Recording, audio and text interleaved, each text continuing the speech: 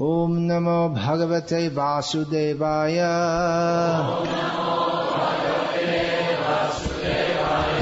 Om Namo Bhagavate Vasudevaya.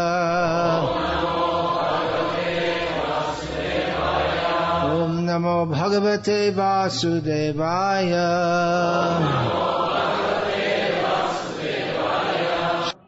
I'll give you some of the files I wrote from my etiquette book. I'll discuss it further. Many things, such as don't put tulsi at the lotus feet of the acharyas, like the Mayavadis do, because they think the Guru is God in all respects.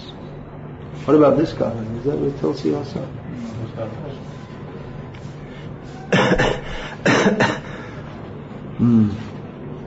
While I myself am setting a bad example by poor attendance in the Mangalarti and other programs, please excuse me due to poor health and finding it a little difficult to do anything.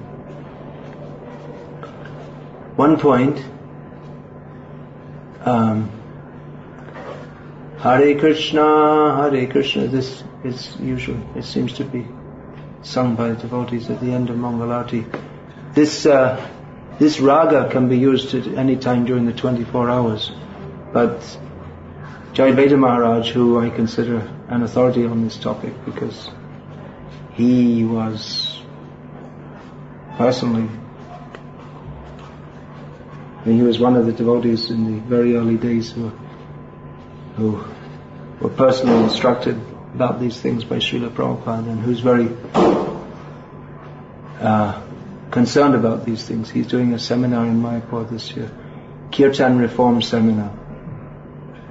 So he told me that this is also not, Prabhupada didn't introduce this for Mangalarti, only the specific raga for morning time, which is Hare Krishna, and which can also be, well, there are variations on that also. I sometimes sing this Hare Krishna after the conch is blown, after the arati is over. It's also good to continue the kirtan a little bit after the conch is blown, at least until the water has been thrown. Otherwise it gets thrown and it goes on everyone. Instead of going on the head, it goes everywhere, on the backside and on the feet and everywhere. Alright, there are thousands of other things to say about these various topics, but I'll speak on Srimad Bhagavatam now. Srimad Bhagavatam, Canto 3, Chapter 14, Text 28, translation and commentary by His Divine Grace Srila A.C. Bhaktivedanta Swami. Prabhupada, founder, Acharya of ISKCON. Translation purpose by His Divine Grace Srila A.C. Bhaktivedanta Prabhupada, founder Acharya. Translation. Demigods like Rama also follow the religious rites observed by him. He is the controller of the material energy, which causes the creation of the material world. He is great, and therefore his devilish characteristics are simply imitation. Report. Lord Shiva is the husband of Durga, the controller of the material energy. Durga is personified material energy, and Lord Shiva, being her husband, is the controller of the material energy. He is also the incarnation of the mode of ignorance, and one of the three deities representing the Supreme Lord. As his representative, Lord Shiva is identical with the Supreme Personality of Godhead. He is very great, and his renunciation of all material enjoyment is an ideal example of how one should be materially unattached. One should therefore follow in his footsteps and be unattached to matter, not imitating his uncommon acts like drinking poison. Continuing with the theme, the purport, Srila Prabhupada is continuing with the theme which he elaborated on in the previous purport, that Lord Shiva is not to be imitated but followed. Now often the question comes, well, what is imitation and what is following? Purported followers of Lord Shiva like to rub ash on their body, because he rubs ash on his body. Actually he rubs ashram. from the crematorium. They don't do that. But ash, anyway, they put ash and smear their foreheads like this. So that may be said, well, that's following Lord Shiva, that's very good. It's following a great Vaishnava. But the Vaishnava Smriti says that even though in the Shaiva Smriti such tilak is tripundra, 3 lines, ashes like Lord Shiva, which designates one as a votary of Lord Shiva, that is highly praised. It's being very auspicious. But in the Vaishnava Smriti, it is said that anyone who wears that goes to hell. And practically they are already in hellish consciousness because they do not accept, as Lord Shiva accepts, the supremacy of Krishna. They totally overlook the fact that Lord Shiva is concerned with worshipping the Supreme Lord Vishnu. They totally overlook this and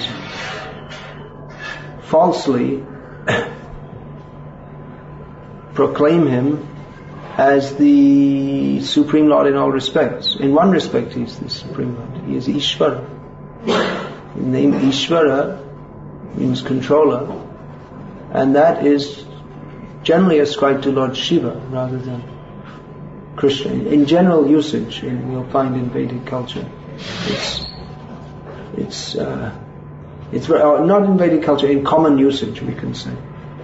Ishvara or even Parameshvara, this term, although it properly belongs to Lord Krishna, as do all the Shiva, this name also properly belongs to Vishnu, which Shiva means auspicious.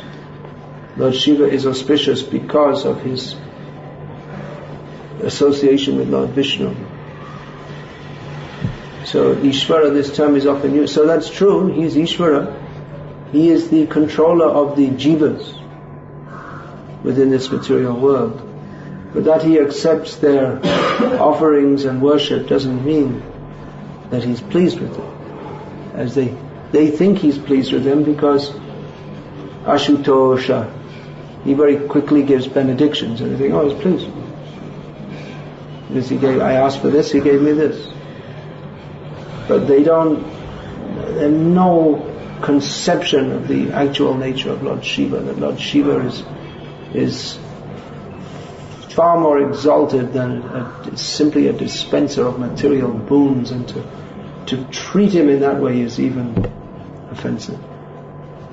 Even those who are attached to the concept of impersonal liberation, they are also generally attached to Lord Shiva because he's known as Muktinath, one who gives liberation. But how does he give liberation? Just like it's said that anyone who dies in Varanasi, Kashidham, that they will attain liberation by the grace of Lord Shiva. Well, how that's true. That's stated in Shastra. We don't deny it. But how is that effected? Because anyone within the area of Varanasi who is leaving their body, Lord Shiva comes to them and whispers in their name, in their ear, the name of Lord Rama, which gives them liberation. Not that independently he has any power to give liberation.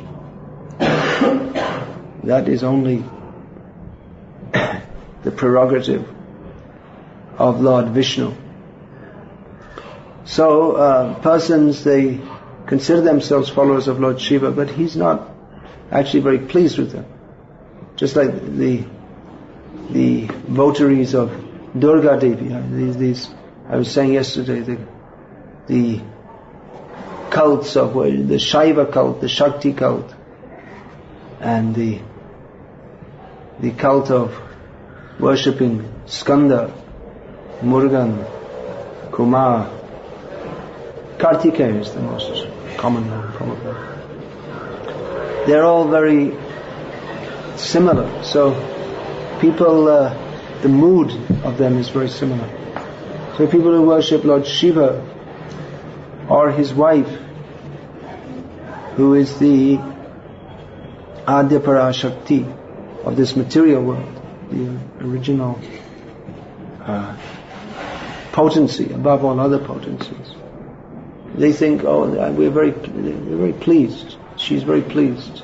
Or he's very pleased. They're giving me these benedictions. But actually they're not at all happy. These rascals coming.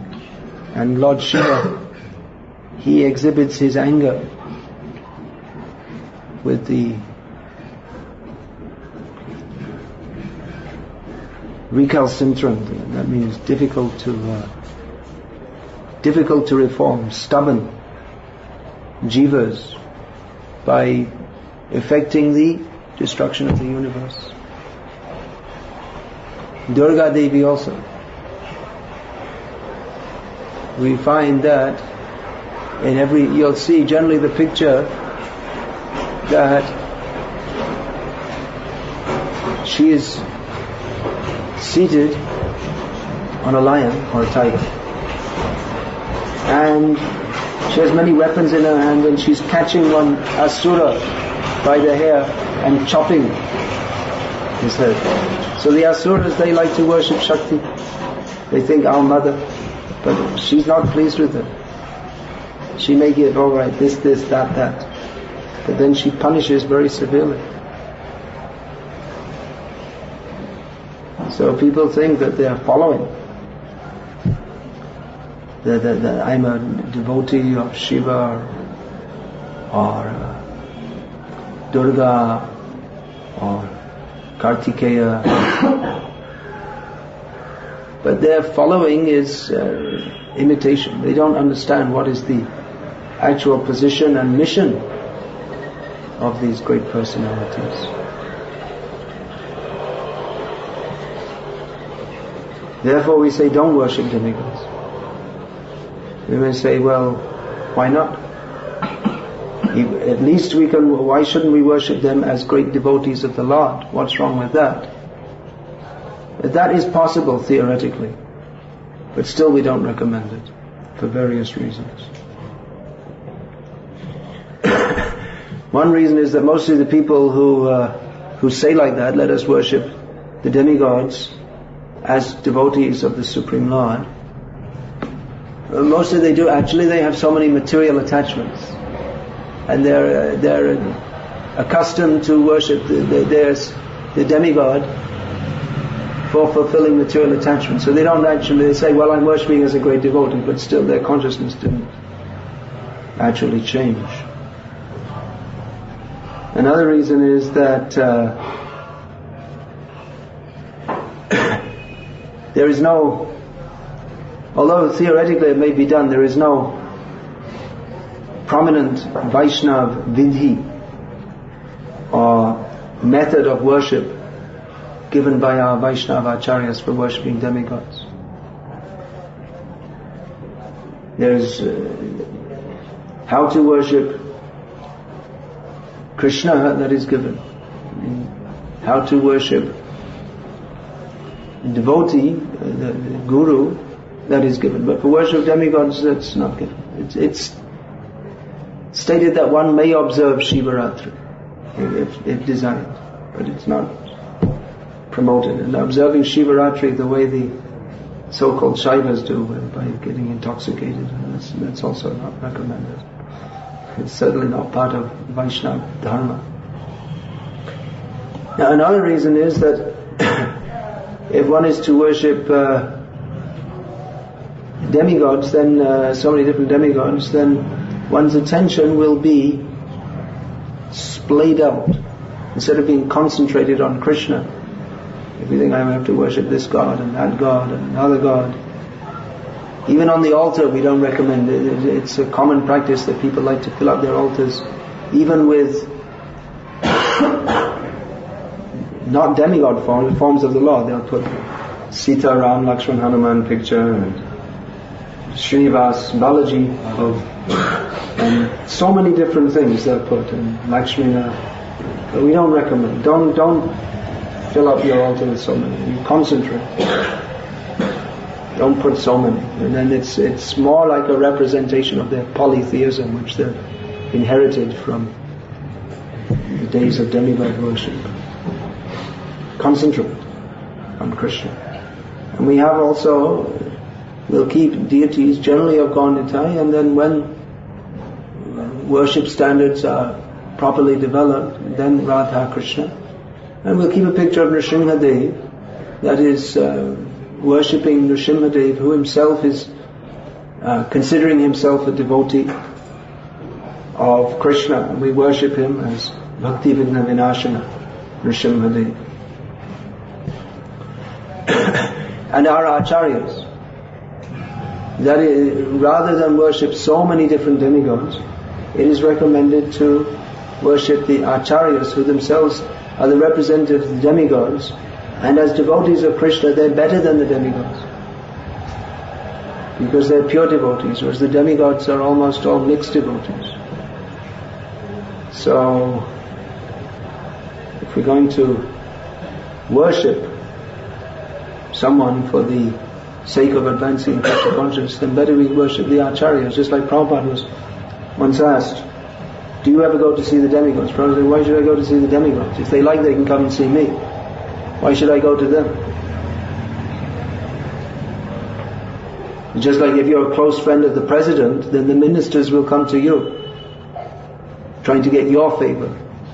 Not that you will go to them, trying to get their favor, because you already have the favor of the president, so then why should you bother going to the demigods? Prabhupada took it as an insult, the question. Someone was thinking, oh, Prabhupada has great mystic powers, maybe he's going to see the demigods. Prabhupada took it as an insult. And actually Prabhupada revealed that many times the demigods did come to listen to his lectures. Actually he said that just like on one occasion they rented a big hall in New York, but there wasn't very much publicity, so it was almost empty. Prabhupada did they thought, well, Prabhupada, why don't you leave, and then someone else can give the speech, there's only about 7 people here. Prabhupada did the whole full program, and afterwards they apologized, no one came. Prabhupada said, you didn't see Lord Brahma, Lord Indra? When a pure devotee speaks, all the demigods come to hear. So also by going to the demigods, then one may neglect to properly worship the acharyas. And also because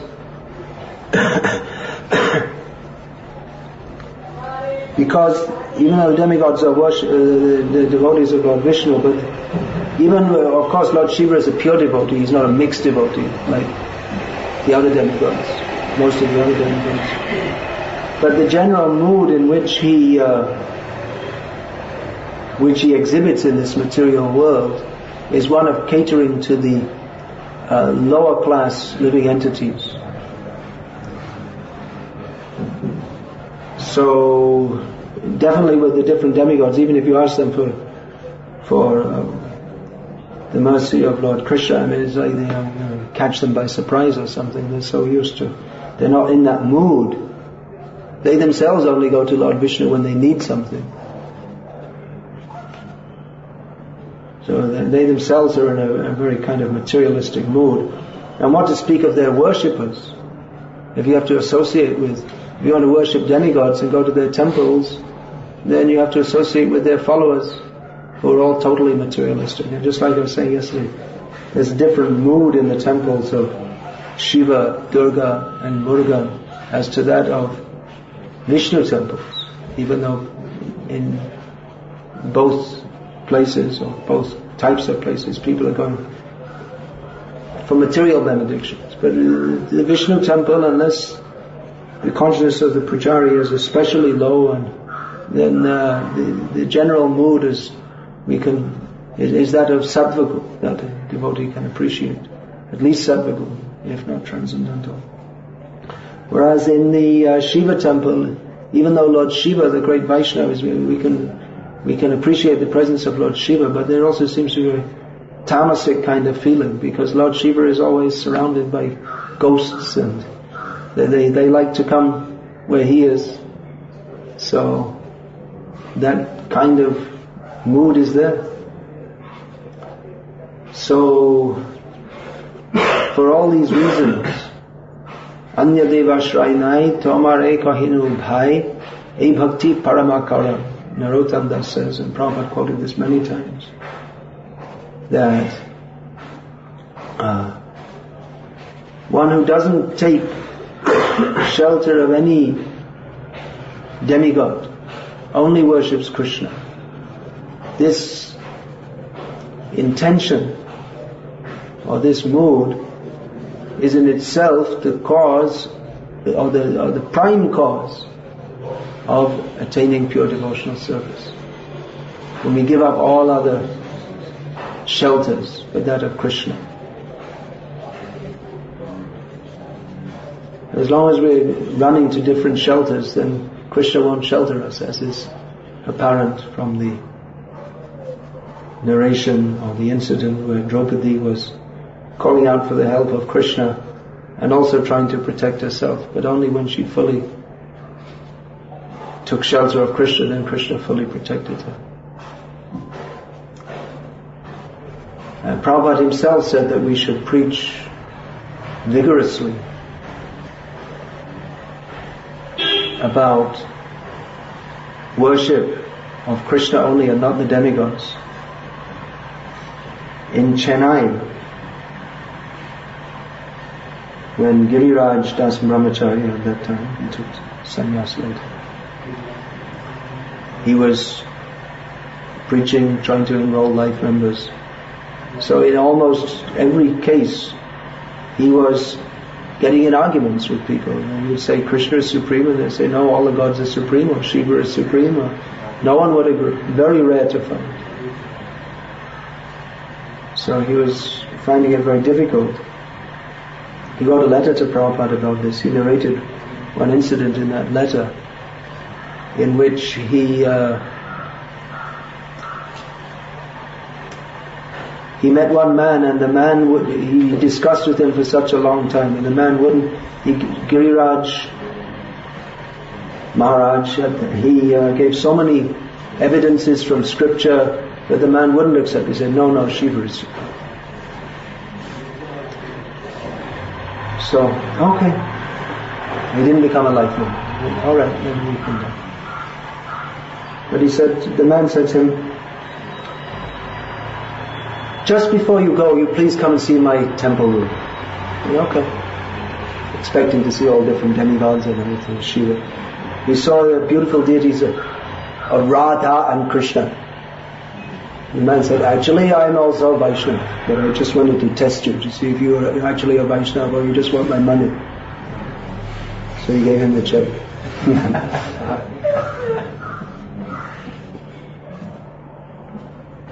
So Giriraj Maharaj, he wrote to Prabhupada at that time and said, it's very difficult preaching here because of all this demigod worship. And Prabhupada said, yes, the people in India very much attach this demigod worship, which is a great obstacle in their becoming Krishna conscious. And he said that practically I'm the only person in the whole of India who is preaching full surrender to Krishna. And then he wrote that, Prabhupada wrote that, my Guru Maharaj never compromised, I never compromised, and my disciples should also never compromise. He approved that you speak. Even people they don't give donations, which if you say yes, it's all the same, it's all one, then they may be happy to give the donation, but Prabhupada didn't approve. He approved of Giriraj Maharaj speaking the unsullied truth, unadulterated, undiluted truth. Vastavik Satya was the term that Bhaktisiddhanta Saraswati Thakur used to use. Vastavik means substantial or real. Satya, truth. So it's a great challenge. And it's not easy. It's not easy to fight all your life. It's much easier to, okay, everything nice, everything. It's much easier. The tendency of the conditioned soul is to always try to make himself a comfortable condition. If it's hot, then we turn on the fan. If it's cold, then we put on warm clothing. If there's some noise outside, we shut the door to stop it. We always want to make everything comfortable for ourselves. So to constantly have to argue with people and fight with people, it requires great commitment to Krishna. But unless one does so, then he's not a devotee of Krishna. If you say, oh yes, all the gods are the same, then you immediately cease to be a Vaishnava. Because no Vaishnava will ever say that. But the path of a Vaishnava is full of thorns. There's a saying in Sanskrit which I have to learn, which says that in the Bhakti Marga, it's full of thorns. But that is the test. Are we actually surrendered to Krishna? Bhaktisiddhanta Saraswati Thakur, he used to say that devotees who are sitting and not preaching, just doing their own bhajan, even many people consider them very advanced, but he said, in almost all cases, they're simply neophytes. They may be performing austerities, but more or less their life is comfortable. There's no disturbance. They have a regular routine. And even they may be relishing different leelas and so many things, but he didn't consider this to be the practice of an advanced Vaishnava. Of course, there was like Gaur Kishore Das Babaji Maharaj. He certainly accepted as a topmost devotee. But Gaur Kishore Das Babaji Maharaj himself, he didn't compromise with any bogus ideas, bogus so-called Vaishnavas. But Bhaktisiddhanta Saraswati Thakur considered that a real devotee should serve the mission of the Lord, which is to preach Krishna consciousness. But always we have the tendency to try to be comfortable. I'll arrange my bhakti in such a way that everything will be comfortable. I won't say anything that would disturb people, and then they'll like me, I'll like them, we'll be friends. But a Vaishnava should poke in the ribs, find out where's the sensitive point and poke on it. What is the fault? Why are you not surrendered to Krishna? What is your attachment? Of course, that doesn't mean, as I said, we don't have to go out in a belligerent mood. But simply, if we speak the truth as it is, it may be that some people become said, actually, it's my personal experience is that some people complain that I speak too strongly on this and that, but almost all the people who complain are within ISKCON, not outside ISKCON. The people I'm preaching to are not complaining. Very unusual that they complain. It's only the people in ISKCON who say that, oh, you'll upset people.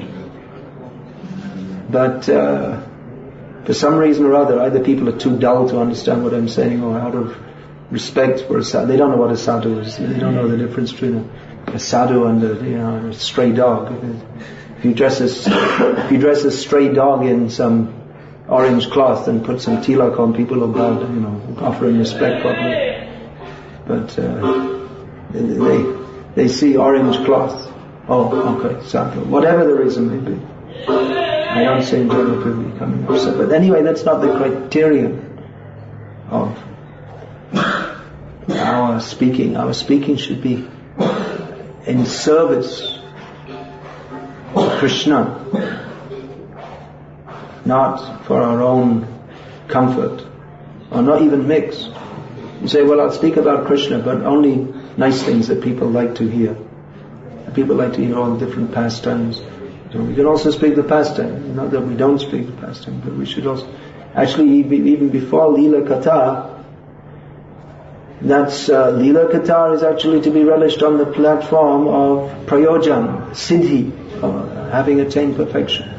In the beginning it is necessary to have sambandha jnana, proper knowledge of our relationship with Krishna. So what many so-called Vaishnavas or very cheap Vaishnavas or persons who want to appeal to the neophyte tendency, they speak on the lila, which everywhere, at least all neophyte, they like to hear how Krishna is dancing and Krishna is singing, they like to hear them. But they'll never touch sambandha jnana. Who are we? What is our relationship with Krishna? Why are we entangled in this material world? Because of our material attachments. What are those material attachments? Okay, let's analyze them. They don't like to touch that, because then people will be nervous. They don't like to hear it. And if we speak of these things, then people think, oh, this is just a very low level. And if you speak of Lila Katha, people think very high level. They think I'm on this level, although they haven't even begun to anywhere near approach it. So one gets cheap popularity, but it's not actually very beneficial to the hearers to only give a diet of Lila Katha. We may give. Actually, we find our recent acharyas, at least Srila Prabhupada and Srila Prabhupada Bhaktisiddhanta Saraswati, they gave in their books Leela, just like Bhaktisiddhanta Saraswati Thakur gave the whole Bhagavatam. But actually on the 10th canto he hardly gave any commentary. Very little commentary.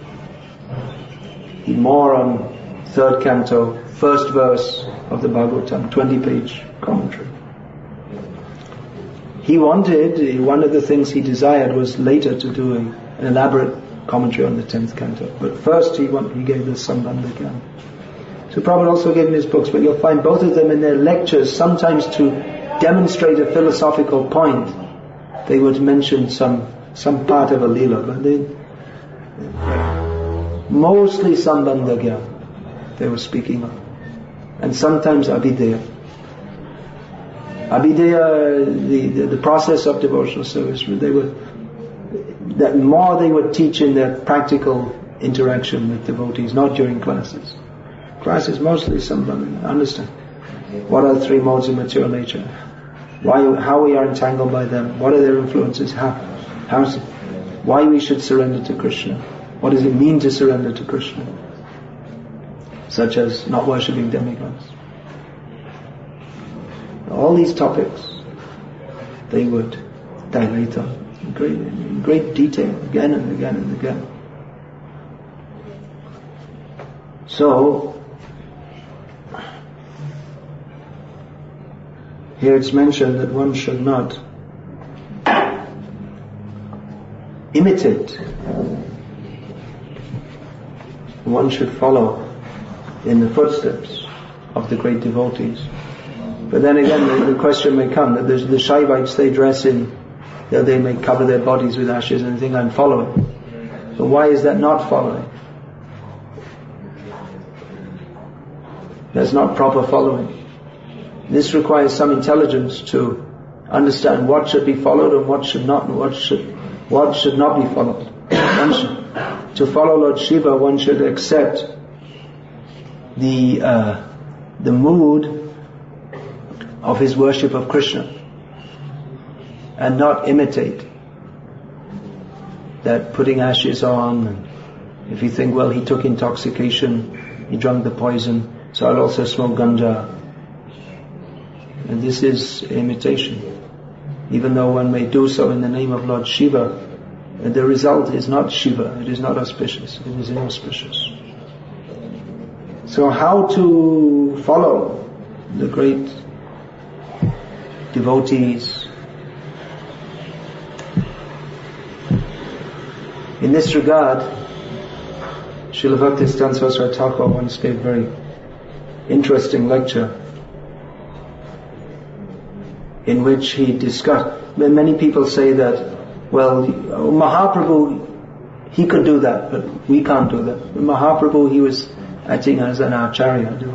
Something certain, just like it's known that Mahaprabhu didn't eat fish, whereas in Bengal and Orissa, it's very common even for people who call themselves followers of Mahaprabhu to eat fish. So this is one instance where they say, well, Mahaprabhu, he didn't eat fish, but that's Mahaprabhu, he's a great acharya and devotee, we can't imitate that. He's on such a high level, how do you think we should follow the same thing? And on the other hand, there are people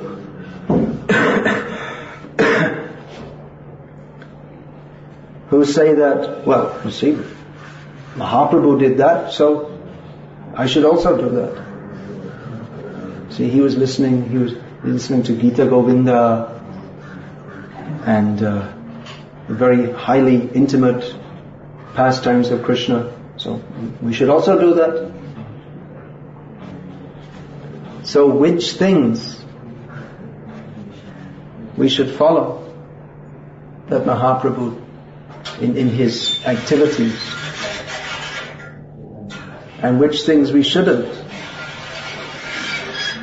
That we will have to learn from the Vaishnav Smriti given by Sanatana Goswami under the direct order of Sri Chaitanya Mahaprabhu, and by the example of the Acharyas in the Sampradaya of Krishna Chaitanya Mahaprabhu. Now, Bhaktisiddhanta Saraswati Thakur, he further elaborated that we have to understand that some pastimes of the Lord, they are meant to be followed by everyone, especially at least those who are his devotees, or some features of his pastimes. For instance, that the Lord didn't eat fish, that is supposed to be followed by all his devotees. And some of his activities can be followed, but only by very, very highly elevated and exalted devotees, such as his hearing Gita Govinda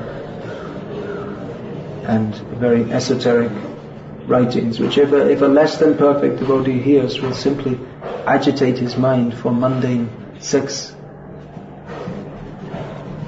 And there are some pastimes of the Lord in which he simply exhibits his supreme independence, which are not for anyone to follow. No, not for any devotee at any stage, and nor can they even do so. Just like, for instance, Mahaprabhu in the house of Srivas Thakur, he sat on the Singhasana meant for Lord Vishnu and accepted worship, because he is Bhagavan, he is the Supreme Personality of Godhead. So he can do that, but no one else can do that. It's not, even if one becomes a very exalted devotee, there's no question that he can ever accept worship in exactly the same way as that of Lord Vishnu. Just like we're seeing that tulsi leaves are being were mistakenly placed this morning at the lotus feet of the Acharyas. This the Mayavadis do, because they think Guru and God are non-different in all respects. But a Vaishnav Guru will never accept that tulsi should be placed at my feet.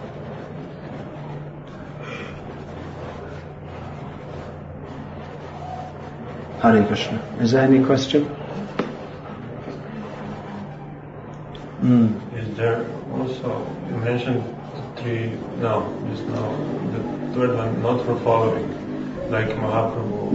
The third feature or aspect of Chaitanya Mahaprabhu's, there's not for following by anyone. No one should do. But, okay, he was Bhagavan, he was Krishna. But this was and is. Yeah. And what about great acharyas for, like, Prabhupada? Is there also something like this? No great acharya will sit on the throne of Vishnu. His position will be there on the altar below Vishnu, but not on the particular placement for Lord Vishnu. What I mean to ask is, do they do something which is not for following great acharyas? It may be. Great acharyas, they may also do something which is not meant for imitation, but if someone is on the same high level as them, they could possibly do also. from the kitchen directly from. Yeah, Prabhupada, once he took sweets which were, before they were offered to Krishna, right in the kitchen. That is not for imitating. He's stealing Krishna's sweets as a cowherd boy. Actually, it's not much publicized, but in the early days, so I've heard from some of the devotees who that Prabhupada sometimes used to show some characteristics of being like a cowherd boy.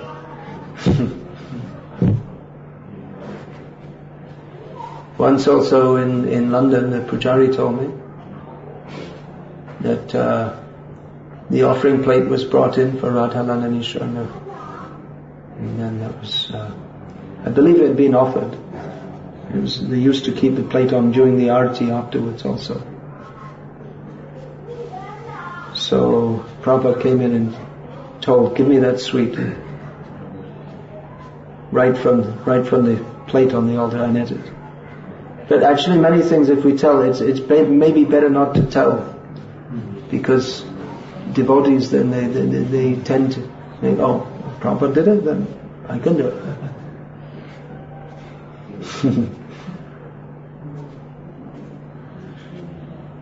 That is the cheating tendency. Just like the cheating tendency. Oh, Mahaprabhu, he didn't eat fish, but that's Mahaprabhu. How can we follow on the same level as him? If we eat fish, that's it's for us. We're Bengalis, so what's wrong with that? Or on the other hand, you say, well, Mahaprabhu used to listen to Gita Govinda, so we should also listen to Gita Govinda. And this is a cheating tendency.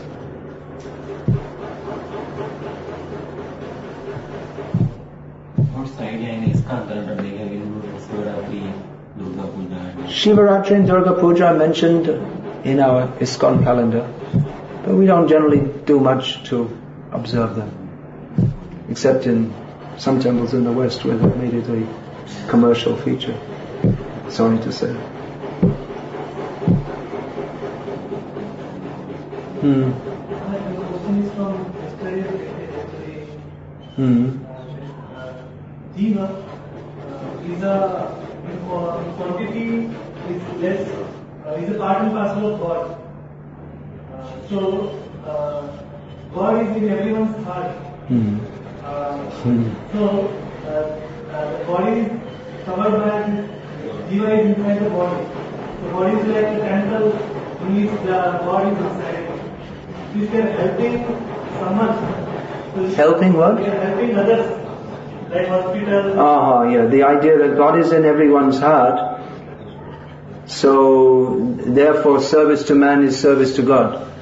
The body is temple. Body is a temple of God. He's also there. Well, it might sound like very good reasoning, but it's not, because God doesn't need a hospital.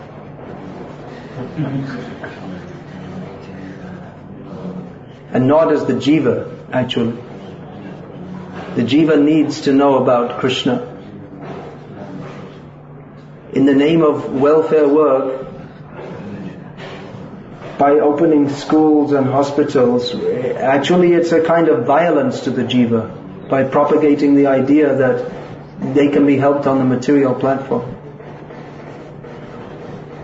It's not helping them. It appears, for foolish people who think that the body is the person, this appears to be welfare work. But for those who know that the body is not the jiva, they consider that such so-called welfare work is violence.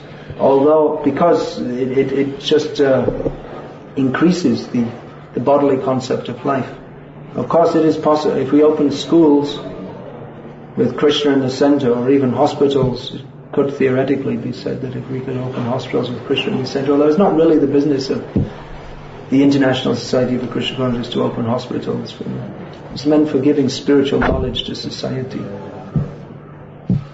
And then other people can a hospital, and it's part of human society. I'm not against that.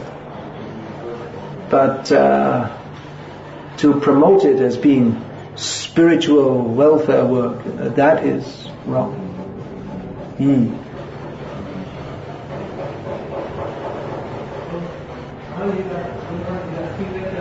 If you are feeding some person, then the Atma is getting satisfied. If we feed a person, the Atma is getting satisfied. Is it? Yeah, Atma means body. So the body is getting satisfied. But the soul, by giving mundane food, then you simply, you're feeding them sin. You're doing violence. Every activity in this world that is not connected with Krishna is simply violence. Everyone is mutually violent to everyone else. Even the mother patting the baby and looking after the baby, if she doesn't train the child to be Krishna conscious, then she's the enemy of the child. She thinks herself the well-wisher, but she's actually acting as the enemy. Yeah, what is your question? Why people did not understand our relationship with God, Krishna Paramatma? Because people, we will say to Krishna to the people say, Krishna is also a Devata, but not like a Devata, but not like God. Because people following many Maya, that means for demigods like Shiva. Could you keep your question short? What is the essence of your question? That means why people did not understand our relationship with God, Krishna Paramatma. Krishna Paramatma. Do you understand your relationship with Krishna? Do you understand? Who is Krishna? He's our God. He's our Paramatma. He's our Father, Mother, and Guru. And I don't think you yourself know.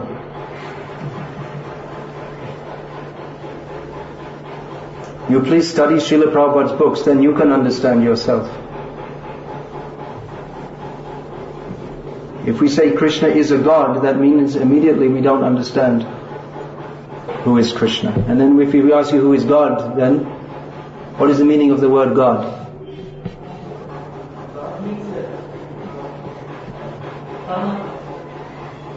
What do you mean by Paramatma? Paramatma means we are Jivatma. That means we are all the small parts of God. So we are God?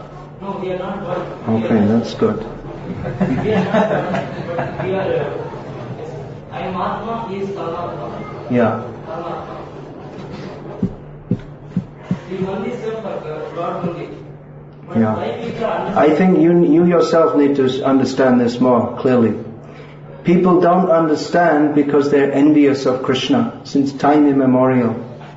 Therefore they need training in Vaishnava philosophy or the philosophy of the Absolute Truth to understand all these points clearly. You also need training. So you please come here regularly and attend these seminars. People don't understand because that is the nature of this material world. You ask, why are people in prison? Because they're criminals. So why don't people understand? Because they're in the material world, because they don't understand Krishna. That's the very reason for their being here.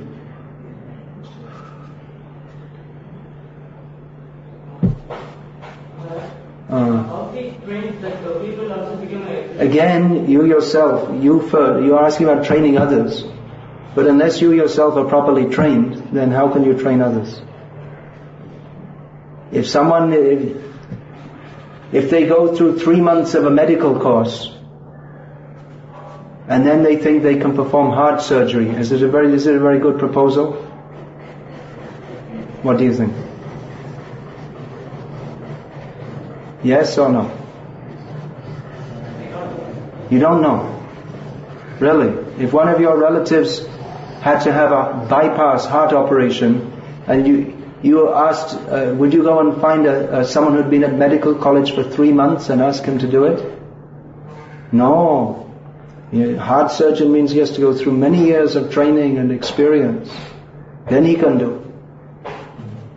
So, in the same way you're asking about training others, but you yourself may have had some little exposure to this Vaishnava understanding. But you yourself need much more.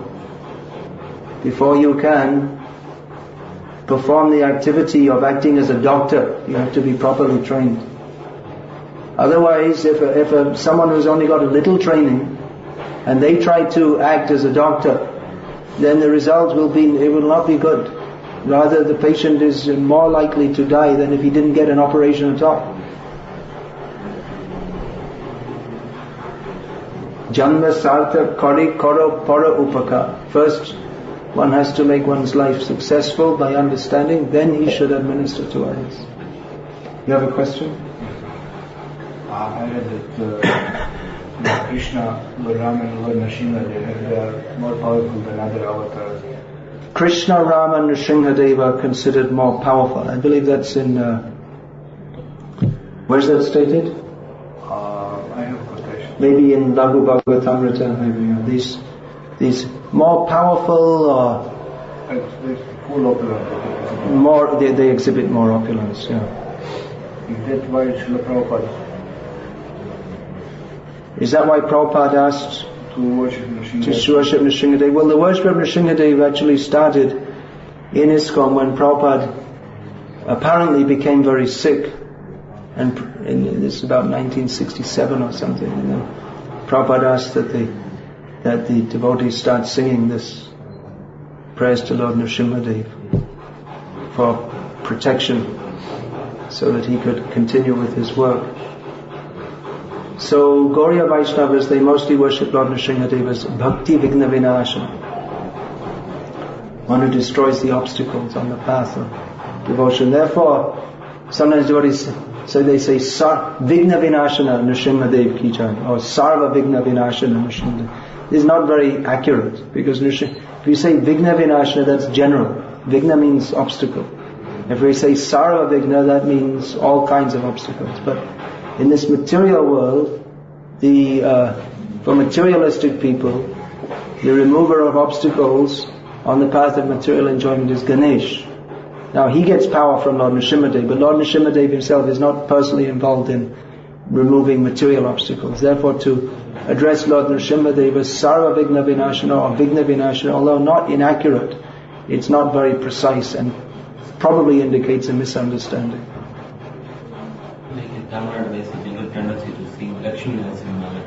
Yeah, but the whole Leela of Nrsimhadev is glorified in Bhagavatam as with Prahlad Maharaj, and even Lakshmi was rejected.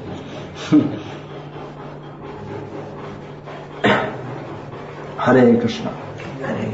Srimad Bhagavatam ki jai. Srila Prabhupada ki jai.